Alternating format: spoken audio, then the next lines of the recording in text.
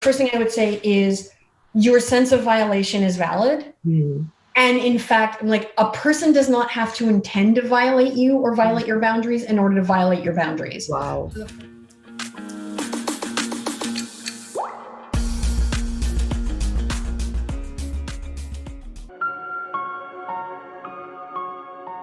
Health Champions, welcome back to another episode. On today's episode, we are joined by Dr. Nadine Thornhill, who is a health educator. She's also a doctor of education, and she focuses on demystifying things around sexual education, especially for children and adolescents, and helping their families as well navigate those kind of complex conversations that are so important for us to have. She's been featured in a lot of international publications, including the Oprah magazine. Thank you so much, Dr. Nadine, for joining us today. Oh, thank you so much for having me. It's a pleasure to be here. So today we're talking about consent, but before we jump into it, we'd like you to tell us a lot about yourself. Oh, okay. I feel like you covered all of the main points. So yes, I'm a sexuality educator, and I have a private practice based in Toronto, Ontario, Canada, where I live. I'm also a parent. I have a 13-year-old, and so, we're navigating puberty and adolescence and all of the changes. And yeah, I started this work not long before my son was born. It was a couple of years before he was born.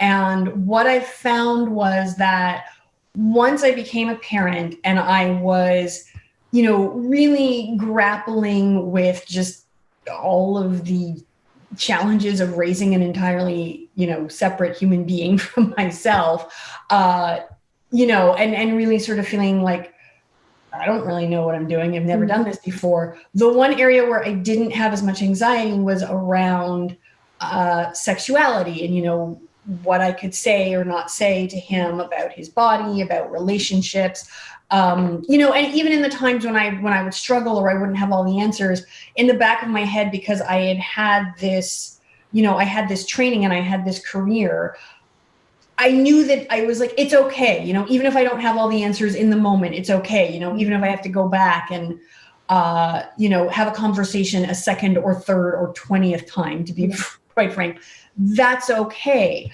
And so how I kind of really came to this work and focusing on child and adolescent sexuality and really trying to help, parents and teachers and other people who have relationships with children was wanting people to have access to the same information that I had and not having to, specifically be working in sexual health, not specifically having to be in this situation where you're spending, 40, 50 hours a week immersed in sexuality as a career, because that's just not what most people do.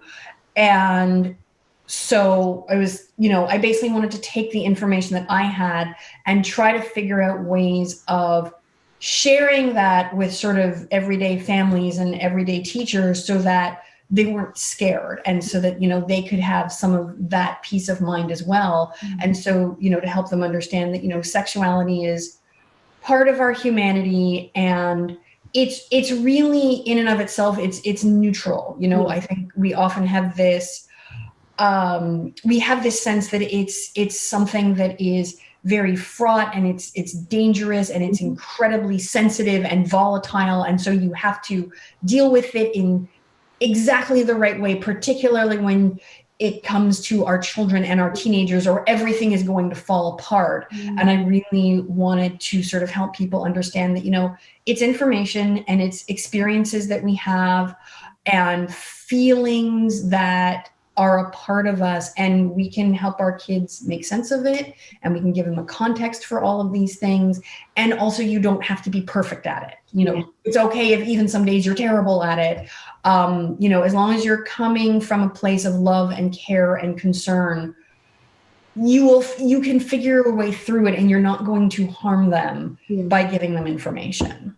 Yeah, that is great. And, you touched on something that we talked about yesterday on one of the recordings that I did with a sex coach, and we were talking about demystifying sexual pleasure on that episode.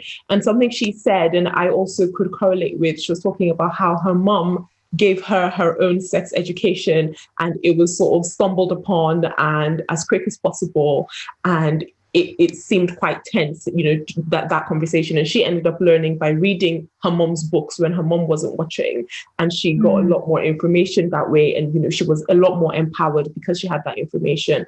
When would you say that parents should start talking to their children about it? Because some parents feel, it's too early at a certain stage, but they're not quite sure when exactly to broach that subject. Right. So I say that, it's never too late to start. So for parents who may be listening and thinking like, oh no, this is just a part of parenting that I haven't really invested a lot of time in, that's okay. You can start now, but you can start right away. And I often say to people that think of your child's sex education the way you would think of building a house. Mm-hmm. You don't start with the bricks. So oftentimes when people hear sex ed, they just think, oh, the part of it that's literally about having sex with other people. And well, I'm not going to talk to my young kid about that, which I understand. But it's like, that's the bricks. Yeah. That's later. We start with the foundation. And the foundation are things like just giving kids a vocabulary to talk about their bodies. And so, even when we have infants, if we're bathing them or we're changing them, we'll often sort of name the body parts that we're touching or washing. So I'll say, include their genitals in there. And it just needs to be sort of the exterior genitals that they can see and feel. So you can say words like vulva and penis and testicles along with arm and nose and mouth. That's something you can do from the time that they're babies. And the great thing about starting then is if you're feeling uncomfortable or you're nervous saying those words, your baby won't have any idea. You've got like probably a good 2 years of practicing that with them before they have any clue that you might be uncomfortable. And by then you'll probably be super comfortable with that. Yeah. You can start, when your children are, possibly toddlers or preschoolers, a lot of children at that age are around pregnancies because they either have a parent who's pregnant with, a sibling, or, their parents' friends may be pregnant. And so I'm like, that's where you can have like a really preliminary conversation about where babies come from. And that is a conversation about sex, but we can keep it really basic, really concrete, really simple. On my YouTube channel, I have a video where I kind of give a script about how you can tackle that conversation with little kids. Another thing you can start to do is really start helping them name their feelings. So when you notice that they're very excited or they're very angry, start using those words and naming it for them, because being able to talk about our feelings is a really core component of navigating relationships, including romantic and sexual relationships down the line. But again, that's the foundation, and you build on that as they get older. Yeah, that is amazing. And I really like what you said about articulating how you're feeling. Because a lot of times, even with depression or anxiety, sometimes we struggle because we're not able to articulate what is going on the inside. And once you have those tools, it makes it easier to navigate those kind of situations. Absolutely. So talking about romantic relationships, which we've come into now, what is consent? Okay, so there's general consent, and then there's consent within the context of romance and sex. Yeah. So generally speaking, consent is when we give our permission to interact with another person, however that interaction takes place. And sometimes it can be a very straightforward, yes, I agree to this. No, I don't agree to that. And sometimes it's more of a negotiation, and sometimes it's more nuanced. And, consent is very rarely a blanket consent, because the way that we feel about things, the way we feel about other people, the way we feel about situations, the way we feel about ourselves, it changes and it shifts. And that shift can happen within seconds. It can sometimes happen over, the course of months or sometimes years. So it's also sort of, just this ongoing giving or denial, I guess, of permission to interact with someone. And then we have consent within the context of a romantic or sexual relationship. And that is same idea, but it's, giving permission or putting up boundaries around how we want to engage with other people in terms of, sexual activity or romantic activity. Okay. And so I think consent is a very nuanced subject. So sometimes people can make it seem as though it's very black and white. And in certain situations it is. So, if someone has clearly said no, then that is a no. But then in certain situations, it can be a bit more complicated in terms of giving consent and also then understanding and interpreting consent if you're on the other end of it as well. So what would you say about those kind of situations, and how should we navigate those situations when we find ourselves in that kind of state? So I talk about a concept that I call authentic consent. And I actually recently just put out a video on this on my channel. And so with authentic consent, when we are engaging with a romantic or sexual partner, the basis of the consent is always that everyone involved cares about having an experience that everyone authentically wants to be having. Okay. And I will admit that sometimes that's harder to quantify in concrete terms, because you can't say, oh, well, it has to be somebody saying yes, or it has to be somebody saying yes in this tone of voice. But that's the intention you come to the experience with. It's not, okay, I want to have sex with this person, and yes, I want there to be consent, and I just want them to say yes so that I technically heard a yes. It's not, okay, I'm in this situation with someone, and maybe we're kissing and we're making out, and I'm getting body language from them that there's tension in their body, or they're stopping and hesitating, but they're not saying no, so I'm just going to burn through and keep doing something. And if they're really not into it, they'll push me away, and so that authentic consent is no, I want you to be having a good time. I want to have a good time, but I want you to have a good time. I want you to feel okay. I want to make sure that if we're doing this together, you want to be doing it. And so I think that's the spirit that you come to authentic consent with. And then what I think we have to acknowledge is that sometimes it's going to be really easy. Again, it depends on, sorry, there's noise outside. It depends on who you're with.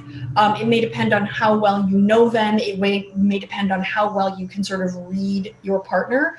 And sometimes it may be more complicated.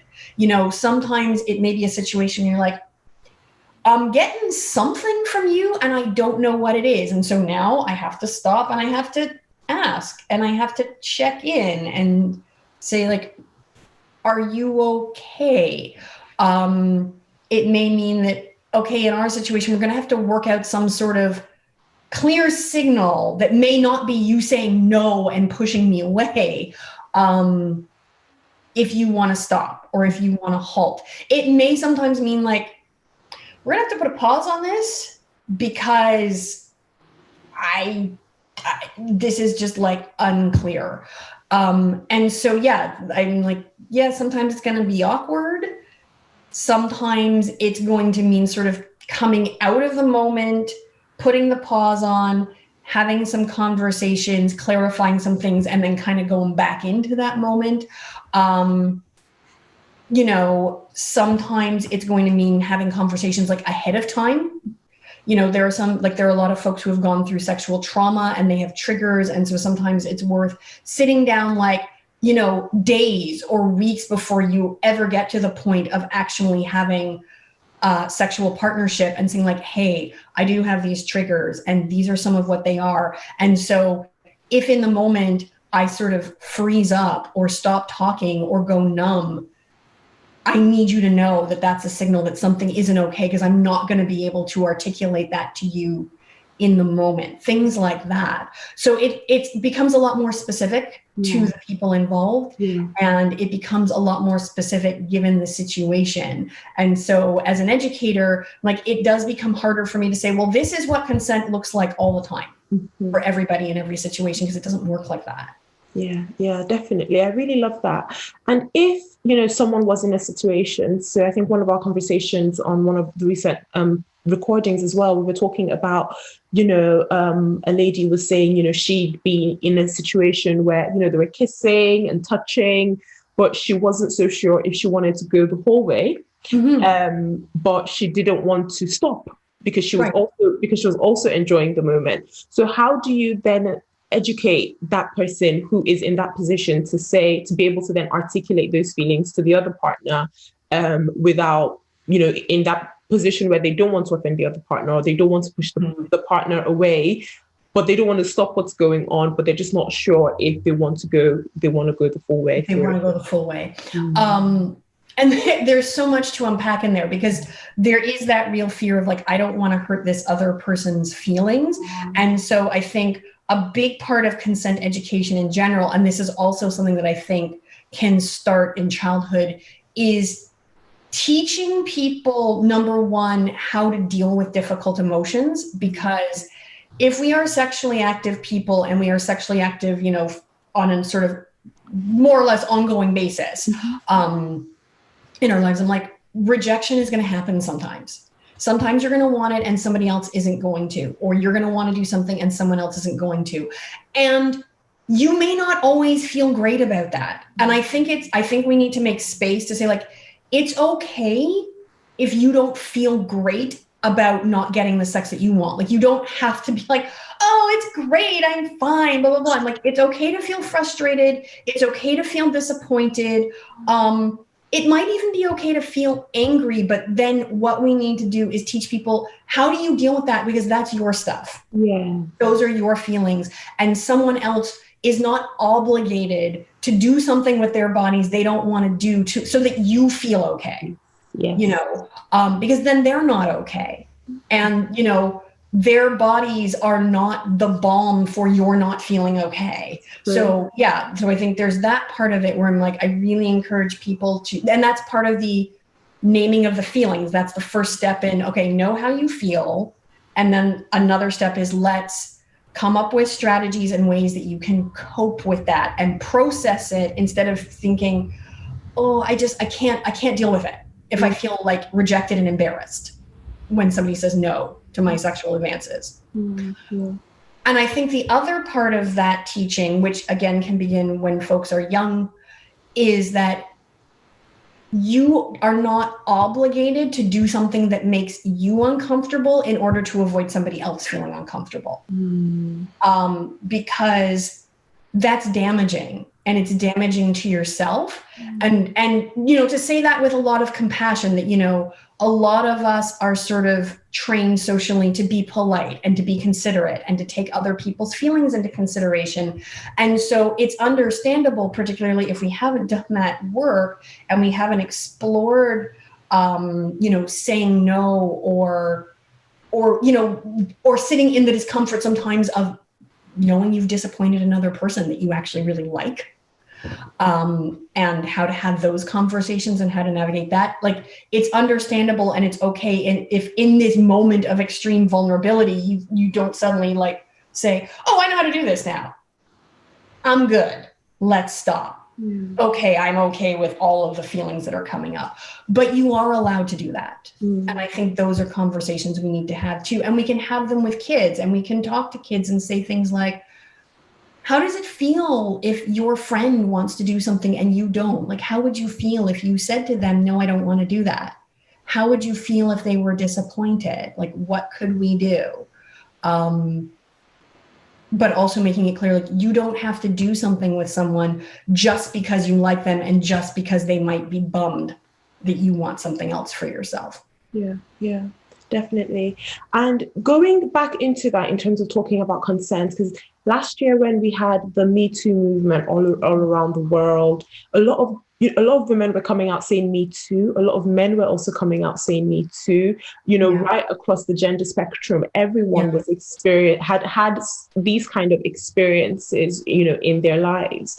And something that I noticed though as well was sometimes some people were then reflecting on certain instances where they were like, actually, I don't remember actually giving consent. I just kind of went along with it.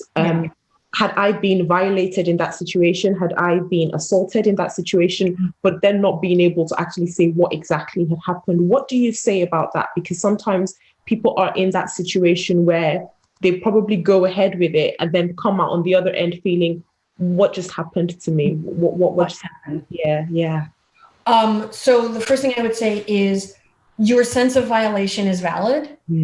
And in fact, like, a person does not have to intend to violate you or violate your boundaries in order to violate your boundaries. Wow. So the first thing I will say is, if that's your instinctive sense, then that's real. The other thing I will say is that we live in a culture, and I think, Canadian culture and British culture are very similar in a lot of ways.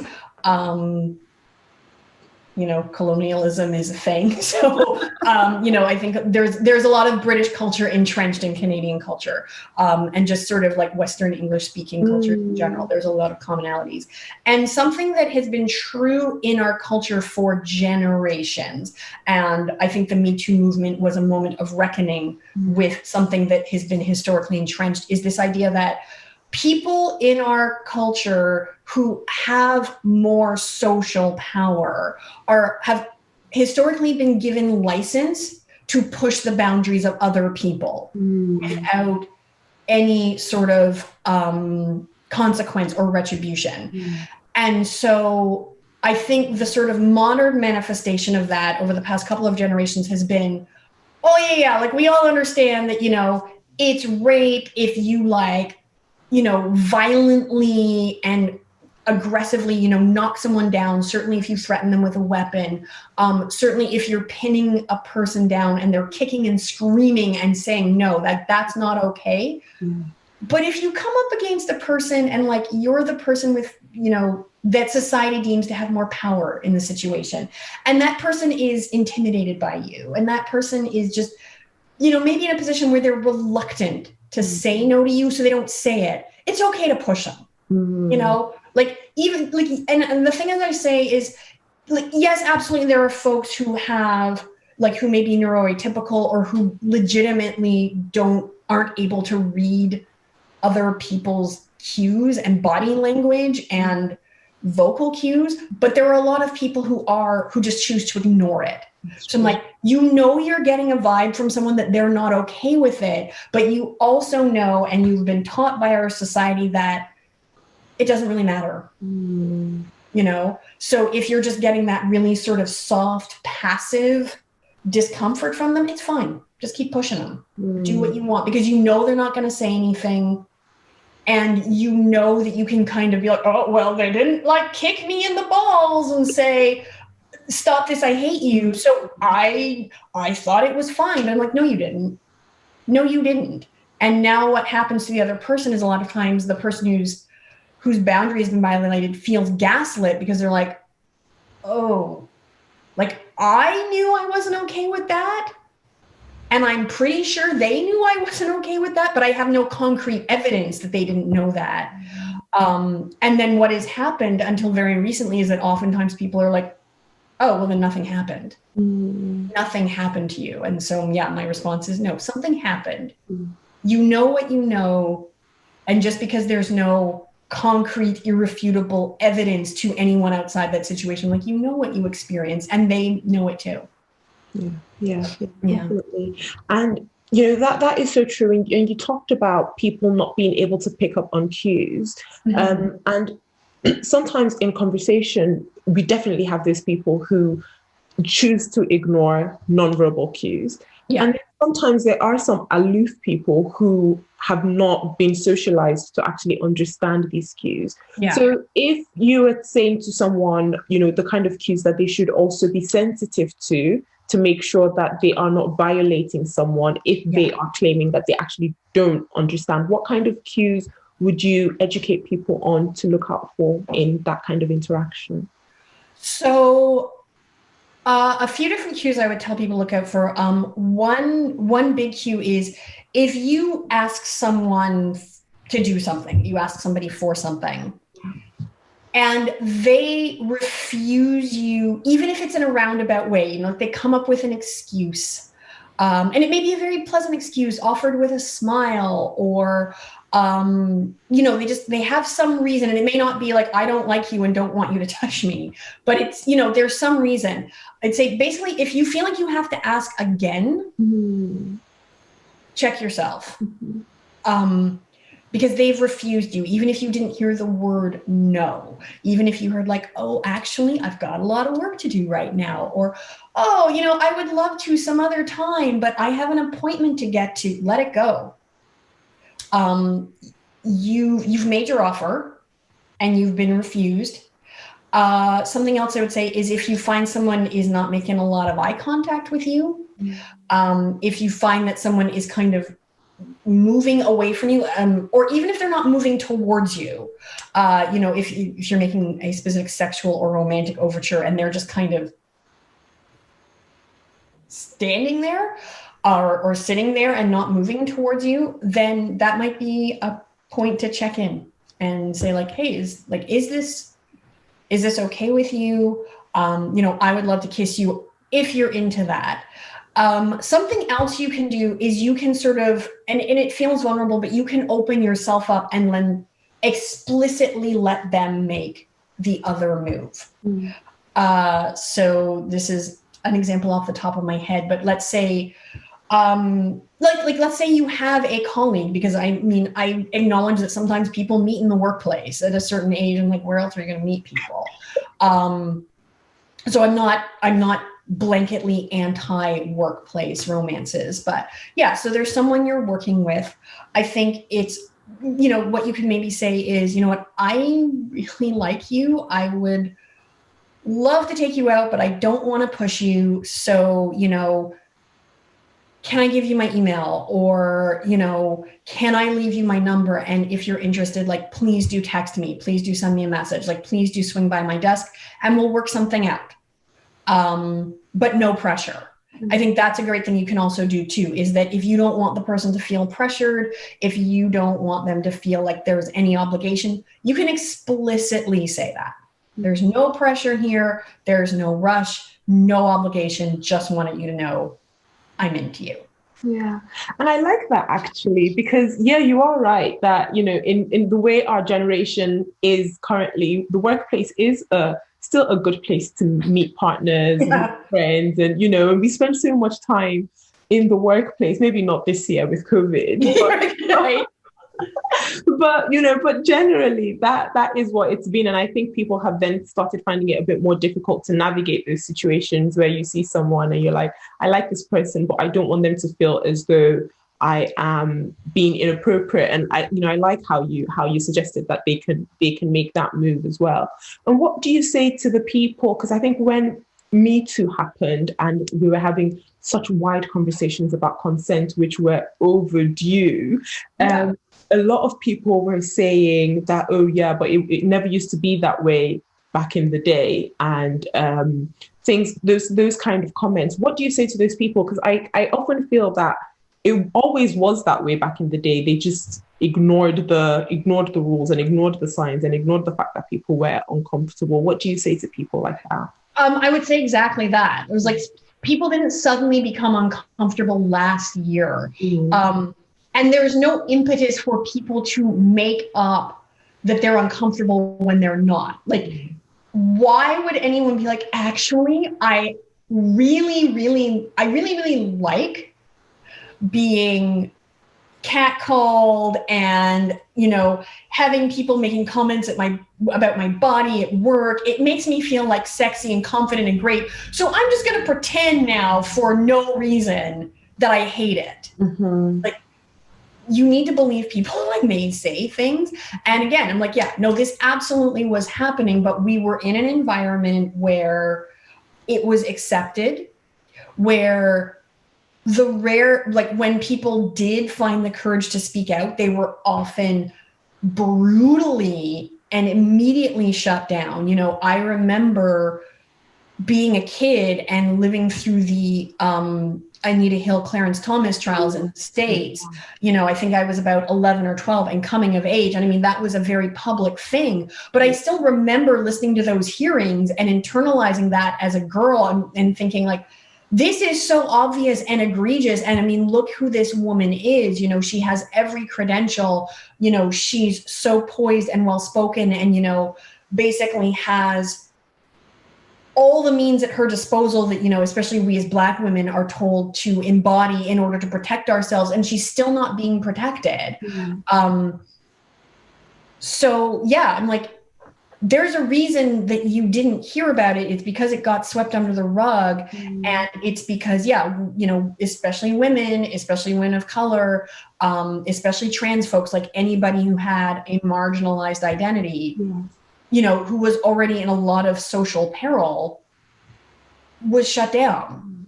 And so I'm like, yeah, there was an environment where for a lot of people, it probably was easier to just pretend it didn't happen or accept it and move on. Or at least in the short term, it probably seemed a lot easier and a lot less scary to just be like, it's no big deal. It's like, it doesn't matter. And then, yeah, we found this moment where it was like somebody opened the floodgates and all of that sort of like repressed pain and rage and, you know, and everyone's story started spilling out because they were like, oh, okay, yeah, it was real. Like it happened to her, it happened to me. And it matters. It matters. Yeah, it does. It matters. And what do you say to people who have gone through those experiences, who perhaps are no longer able to, you know, bring the perpetrator to justice or to the legal system? How would you encourage them to speak about it and talk about it? Because sometimes that is actually the difficult part. That's the difficult sharing the story. So I think it's really important for survivors of any kind of sexual violation, and I don't care how intense it may seem to someone, like to people outside the situation. I think it's really important to let them take the lead on their own healing and how they move forward from it. And so usually what I will say to people is, well, I guess I only know if they've told me. And so like the first thing I'll say is, you know, thank you for telling me and thank you for trusting me.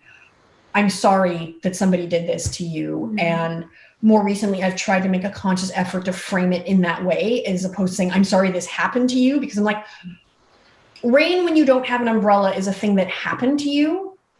Somebody violating you it's a choice that person made to harm you. So like, it didn't just happen. Somebody did this to you. So I'll say like, yeah, I'm sorry somebody did this to you. What they did to you was wrong.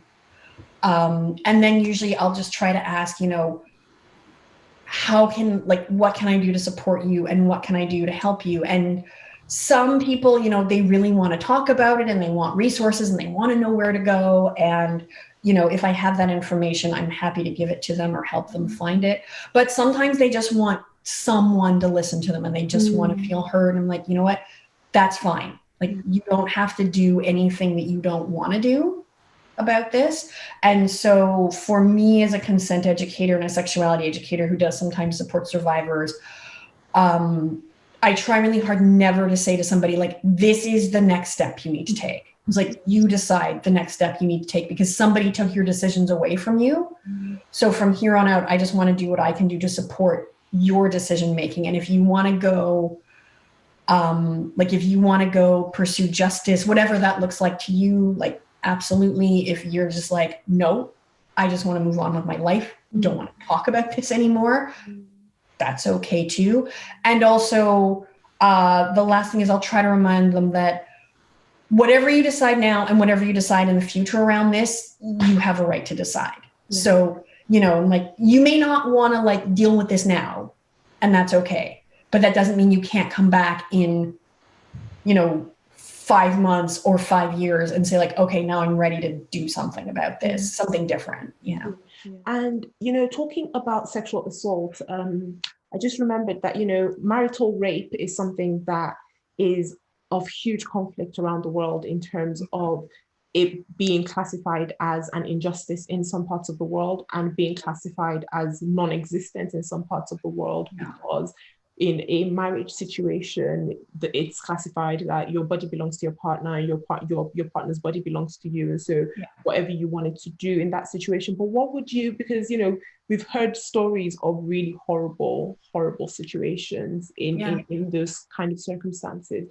What do you say about consent in those kind of situations or in long-term relationships? I don't think that, yeah, consent and your right to your own body and your bodily autonomy does not change because you've made a legal commitment to Mm. somebody else or because you're in a long-term relationship. Now, I fully acknowledge that consent in a long-term relationship may function differently than the way it would, say, like with a person you've slept with for the first time and you don't know. Yeah. Because in a long-term relationship, I think if you have that trust in each other and you have built up that relationship where you're like, yeah, like we know each other's body cues pretty well, and we both know, and we can both sort of take for granted that we're both here for each other and we both care for each other. I'm not going to say to someone like, you need to ask for like, be like, can I touch you like this? Can I do this every single time you interact? Unless that's something that one or both of you needs to do. Like you can absolutely do that in a long-term relationship. But if you say to me, look, Nadine, like we've been together for a decade and like we have a good sense of each other. And like, I think you can trust that. At the same time, I'm not going to say, well, look, you got married and so you consented to being together on your wedding day and consented to having this marriage that includes a sexual relationship. So that's it. Like you consented once, you're done. I'm never going to say like, you're not allowed to ever say no to having sex. You're not allowed to say to your partner, like the way you're touching me is not okay and please stop it. And if your partner thinks that they can just use your body, then no, that's not cool. And that's not okay. And no, they're not. Like you are still your own separate, independent person. You don't belong to them. You're not their pet. You're their partner. And you're a whole, complete, entire person on your own. You're just in partnership with another whole, complete person. Yeah, definitely. And so how do we then have these conversations with children about consent? So you'd mentioned earlier about, saying to children that if someone took something that belonged to you, how would you feel? Those kind of conversations. Are there any other ways for us to have these conversations in clearer ways? Because, back in the day, there were a lot of things about, especially between male and female children that were labeled male and female. And, they'd say to the girl that, oh, if he tugs on your pigtails, then it means he really likes you. If he pushes you in the sandbox, he likes you. And obviously we're trying to then change those kind of ways of teaching and educating children, but some of those patterns are still ingrained in the way people interpret relationships and causing them to accept violence or maltreatment as well. So how do we educate children, regardless of their gender, about what consent should look like and what interests in having a partner should look like as well? So first of all, with the whole, he's pushing you down, he likes you, I encourage people to stop saying that altogether. Focus more on how the person who was pushed felt. If they're coming to you crying, just be like, yeah, you're upset and you have a reason to be because somebody just pushed you. But going back to the foundation, I think one place we can start with very young children is teaching them that certain types of touch and certain types of interactions, particularly the ones that are meant to feel good, should feel good. And if they don't, that they are allowed to opt out. And so one really common one is with interactions with relatives or family friends with little kids, so I'm someone, I like love babies and little kids. I think they're like adorable and delicious. So I'm like, I always want to like hug them and kiss them and snuggle them. And some kids are great with that. And some kids are just like, whoa, no. I don't want to touch you. I don't want to kiss you, like I'm an auntie, and I have nieces aged like 8 to 20 now, and and like throughout their childhood, it's been different things when I see them. Like some of them are like jumping into my arms, and some of them are kind of, when they first see me, you can see that hesitation. And so I think honoring that in your kids, like when you see that hesitation, they're like, no, I don't want to kiss my grandma. No, I don't want to go hug my uncle. Just backing them up and being like, okay, if you don't want to, you don't have to. Yeah. And also teaching them the same, like teaching them the opposite of that, which is, like if you want to go in and like hug your friend or kiss your friend, that's okay. But if they're letting you know either with their body or with their words that they don't want that, then you need to stop, because a hug or a kiss or a snuggle is supposed to show love and affection. And the same thing with play. Little kids can get really excited and engrossed in their play. And if they have friends around, it's sort of like, okay, everybody do what I want to do because I have an idea. It's going to be amazing. And that's, you love that childhood exuberance. And if you notice that, and you sort of notice like, maybe your kid unintentionally is like railroading another kid who's quieter or more shy or like doesn't seem to be in the game, just kind of interrupting them and gently saying like, hey, I know you're really excited about this, but it looks like maybe your friend is not so excited about that. So like, why don't we go check in and see if they want to do this? And if they don't, that's okay. And maybe you can play something else, or maybe you can play a part for a little bit, and giving them those options, but really teaching them just like, pay attention to how other people are responding. And also you have a right to be like, hey, I'm not into this game so much. And that's okay. And you're not being a bad friend and you're not being mean. But when we play, we're supposed to be having fun. And if you're not having fun, then this is not the right game for you right now. And really making that connection between consent and having a good, pleasurable experience, that consent is a part of that. Yeah, that is amazing. And just the final question to parents who have maybe not started talking about, consent, sexuality to their children early enough, and maybe now they feel it's too late. How would you tell them to approach it? Because you said it's never too late, which I absolutely love. How do you then tell them to start approaching it if they feel it's too late? So one thing you can do if you feel it's too late, or if you've never had these conversations, and this applies to any aspect of sexuality, is you can just be real about that with your kid and say like, listen, you know what? I know we've never really talked about this before. I didn't know how, or it just never occurred to me, but I do think it's important. So I'd love to start talking about it now. And like with something like consent, you can even start with something simple like, I'm sorry if this is a really basic question, but what does consent mean to you? What does that word mean to you? And just get a baseline of like where they're at with it.